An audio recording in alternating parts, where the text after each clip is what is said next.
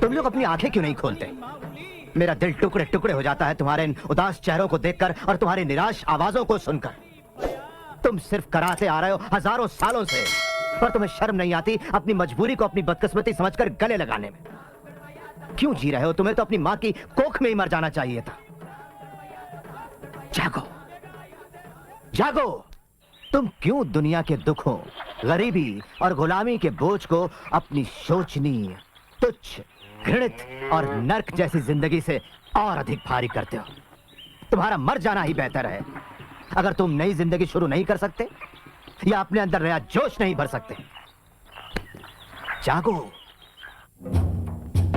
सच तो यह है कि इस देश के किसी भी नागरिक के बराबर, चाहे वो ऊंचा हो या नीचा, तुम्हें भी रोटी, कपड़ा और मकान पाने का जन्मसिद्ध अधिकार है।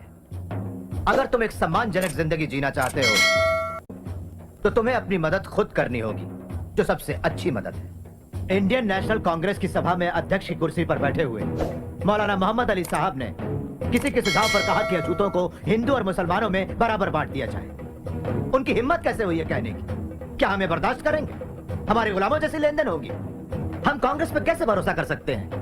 गांधी जो महान समाज सुधारक है, उस वक्त जेल में थे और वो चुप रहे। क्या हमें ऐसे मसीहाओं की जरूरत है जो ज्यादा फिक्र करते हैं उन रूढ़िवादी मुसलमानों की जो मांग करते हैं खिलाफत की? नहीं, बिल्कुल नहीं। मेरा प्रस्ताव है कि हम अपनी मुश्किलें हल करने के लिए और अपनी शिकायतें सरकार के सामने रखने के लिए एक खास केंद्रीय संस्था की स्थापना करें, जिसका नाम होगा बहिष्कृत हितकारिणी सभा।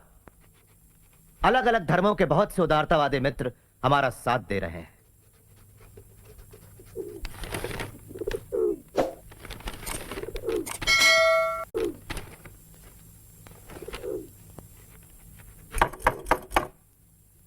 साहब,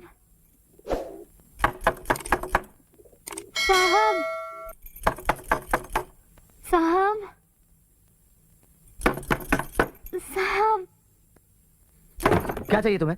इस घर में थोड़ी शांति नहीं मिल सकती? सुबह से कमरा बंद करके बैठे हैं, कुछ खाया तक नहीं। खाना नहीं खाऊंगा तो मर नहीं जाऊंगा मैं। तुम खा लो, मुझे कुछ देर के लिए अकेला छोड़ दो।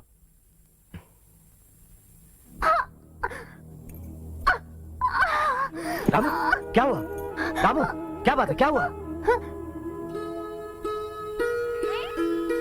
प्रिय दत्त होगा, हमारे बेटे राजरत्न ने मेरे व्यस्त जीवन में खुशियां भर दी हैं। जब मैं इसे देखता हूं तो मुझे अपने पिताजी का प्यार और ममता याद आती है।